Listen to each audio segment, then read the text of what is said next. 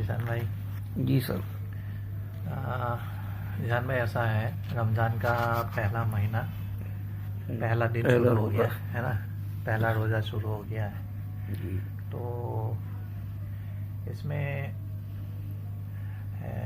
मेरा जो एक चीज़ याद आ रहा है जी कि एक दिन, मतलब बहुत साल पहले एक दिन जी हमारे पास एक फ़ोन आया था, ठीक है ना, एकदम से सुबह सुबह, कि ऐसे जो मेराज भाई है ना, जो वहाँ बादली में दिल्ली टेक्निकल यूनिवर्सिटी में काम करता है। जी जी हाँ मेरा हाँ, मेराज भाई का एकदम से तबीयत ख़राब हो गया। सुबह फ़ोन आ गया था, है ना, हमारे पास। तो हम लोगों ने सारा काम, जितना भी जो भी है, हमारा मीटिंग सब कैंसिल करके आप और हम दोनों भाग लिए, जी है ना। मेरा वाइफ भी गई थी, सब कुछ, है ना। जी हम लोग भाग लिए। हुआ क्या था कि मेराज भाई सुबह मतलब वॉक करके आए थे, जी आके ब्रेकफास्ट वो खा रहे थे। ब्रेकफास्ट खाते वक्त ही वो ऐसे कुर्सी से गिर गए और उनका एक साइड मतलब पैरालिसिस टाइप का हो गया और ब्रेन में हेमोरेज हो गया। यही हुआ था भाई, जी यही हुआ था, है ना। तो वो हमारे पहुंचने से पहले उनको हॉस्पिटल में दाखिल कर दिया था, ठीक है ना। तो हम लोगों ने इधर उधर बहुत कोशिश किया। तो क्या हुआ कि उनका स्कैन वगैरह हमने दिल्ली के बड़े बड़े 2-3 डॉक्टर को भेजा था। अबरार भाई भी आए थे, उनको भी मैंने बुला लिया था। जो भी मतलब हमारे जानने वाले सबको बुला लिया था मैंने, कि कहीं से कोई अल्लाह ताला मदद कर दे कि इनको शिफा मिल जाए, है ना। डॉक्टर ने बहुत कोशिश किया उस हॉस्पिटल में। अभी कौन सा हॉस्पिटल है हम भूल गए, है ना। जी हाँ, तो उसमें हुआ क्या था कि बिल्कुल आखिर रात 11 बजे मेरे हिसाब से, तो हमने मंत्री जी के ज़रिए से, है ना, हमने एम्स का जो मेन न्यूरो सर्जन है, जो टॉप सर्जन है ब्रेन का, जी उनको हमने सारा रिपोर्ट भेजा एम्स का। वो मंत्री जी के ज़रिए से फ़ोन करवाया था, जी इमरान हुसैन साहब। जी जी आपने ही करवाया था। जी जी तो उन्होंने सारा रिपोर्ट देख दाख के बोला कि कोई ऑपरेशन से कुछ होने वाला नहीं है, कुछ नहीं है, इनको बेकार तकलीफ मत दो, इनको जाने दो, है ना। ये रात 11 बजे का है और ये जहाँ जिस हॉस्पिटल में वो एडमिट थे उनका डॉक्टर और वो जो एम्स के मेन न्यूरो सर्जन है, सबसे सीनियर न्यूरो सर्जन है, जिससे मंत्री जी ने बात करवा दिया था, उन लोगों ने बात किया। फिर ये बात आके हमें अंदर से डॉक्टर ने आके बताया कि जो न्यूरो सर्जन जिससे आपने बात कराया था एम्स का, सर ने ऐसे बोला है।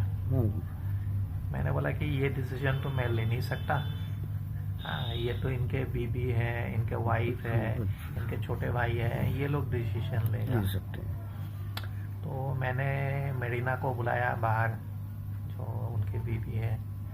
मैंने बोला है कि देखो मेरीना, ऐसा ऐसा है, डॉक्टर ने ऐसा बोला है। तो मैंने कहा कि ये अभी तुम डिसाइड करो करना क्या है, इनको वेंटिलेटर में और रखना है या मतलब अभी वेंटिलेटर से हटा देना है, क्योंकि वेंटिलेटर से हटाने के बाद ये रहेगा नहीं, है ना। तो वो लोग अंदर गए, उन लोगों ने अपने बीच में सलाह मशवरा किया। मेरीना का जो फैमिली है वो है रिलेटिव है, या आसाम मेराज भाई की जो फैमिली है ना, आसाम में है ये। तो इन लोगों ने करीबन मेरे हिसाब से आधे घंटे के बाद ही उन लोगों ने वेंटिलेटर से हटा दिया। तो वेंटिलेटर से हटाते ही मेराज भाई का इंतकाल हो गया, है ना। तो ये हमारी ज़िंदगी में ये वाकया भी हुआ है ना जीशान भाई। हाँ, फिर हम लोगों ने उनका वो कैसे उनको भेजना है आसाम, उनके बॉडी, तो हमने यहाँ से टिकट विकेट कराया फैसल भाई से, है कि नहीं, कि कॉफिन कहाँ से आएगा, फिर एम्बुलेंस से ले जाके उनका बॉडी को वो करना रामनगर लोहिया में, ख़राब ना हो जाए तो एक केमिकल डालते हैं ना, जी तो वो करना है, एमलेम करना, ये सब हम लोगों ने करा दिया था। फिर जो फ्लाइट है उसमें हमने चढ़वा दिया था, उसमें बहुत लोगों ने मदद किया वहाँ पे भी, जी है ना। तो ये ऐसा केस मतलब आपने मेरे साथ तो एक ही देखा है, लेकिन मेरे साथ 3-4 केस ऐसा हुआ है जो ब्रेन हेमोरेज आपके वाला है साथ ना। आपने देखे ही कई हाँ, केस। और मैंने और मुझे याद नहीं है भाई कितने लोगों को मैं मतलब कॉफिन में डाल डाल के ऐसे मैंने किया। आसाम भेजा है या अलग अलग स्टेट भेजा है। तो मेरा एक इनामुद्दीन के यहाँ भी जो हुआ था वो भी आपने किया। हाँ, इनामुद्दीन का फादर को भी ऐसा ही भेजा था।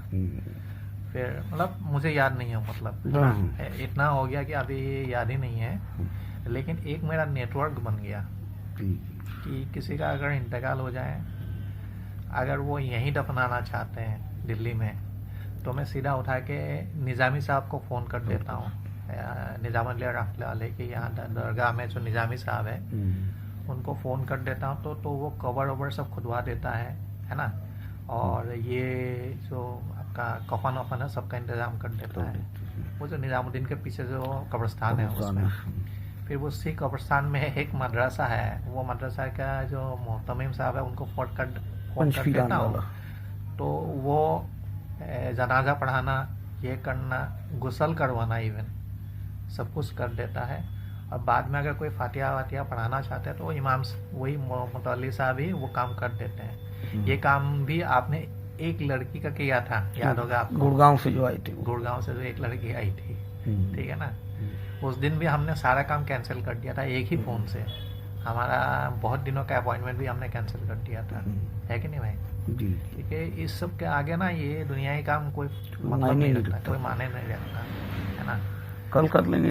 हाँ, मतलब कल कर लेंगे, परसों कर लेंगे, कोई भाग के तो जा नहीं रहा है ना। लेकिन ये जो चीज़ है, किसी का मौत हो गया, इसमें कोई मतलब नहीं बनता, है ना।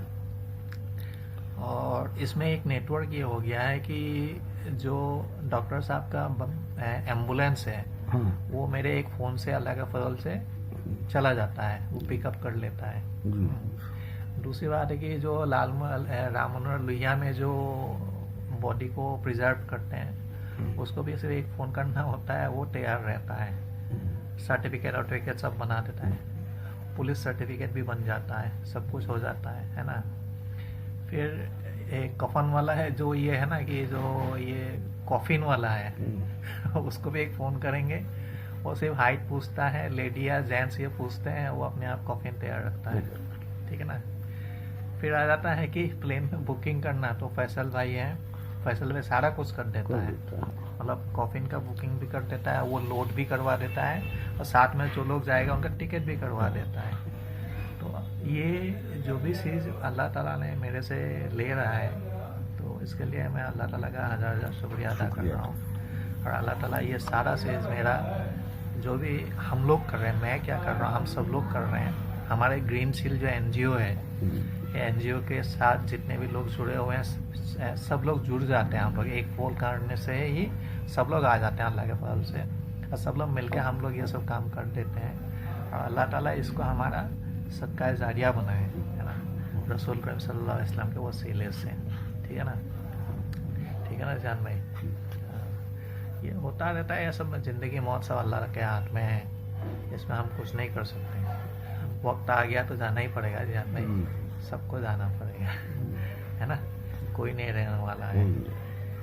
अभी मेरा सबसे खास दोस्त जो था समीम भाई, जो रात वाला, हाँ, एक दिन एक बंदे का सुबह ही मेरे पास फ़ोन आया, हाँ, बोला कि उसका इंतकाल हो गया है समीम का। मैंने कहा हाँ, किसका इंतकाल हो गया है? फिर उस बंदे ने मुझे बोला कि तुम उनका काजिन हो या नहीं हो? मैंने कहा हाँ हूँ, बिल्कुल हूँ। लेकिन मैंने उनको बोला कि मैंने तो उनसे तो मैं परसों रात ही तो मैंने बात किया है, बिल्कुल सही था। उन्होंने कहा नहीं अभी अभी इंतकाल हुआ है। फिर मैंने मुझे विश्वास नहीं हुआ इस बात का, मैंने फ़ौरन मोहसिन भाई को फ़ोन किया।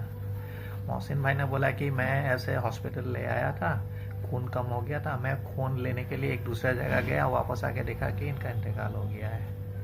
तो वो एक बहुत बड़ा शॉक था मेरे लिए, मतलब उम्मीद से बाहर था, है ना। 3 दिन तो आपने फोन ही नहीं उठाया किसी हाँ, का। 3-4 मुझे भी दिन मना कर दिया कि आना मत।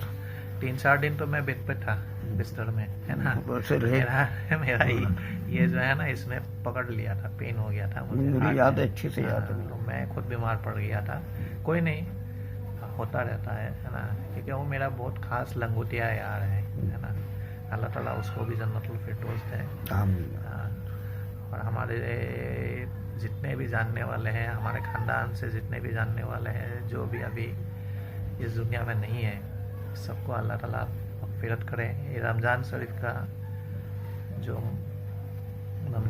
का जो फजीलत है, उसके वसीले से, रसूल के इस्लाम के वसीले से इन सबको मग़फ़िरत करे, उनका दर्जात बुलंद करे और सबको जन्नतुल फिरदौस दे। और हम लोग जो जिंदा है, ये रमज़ान शरीफ जो अभी शुरू हुआ है, रमज़ान शरीफ का एक एक सवाब हम लोगों को नसीब में दे, है ना। दुआ में याद रखिएगा। आमीन।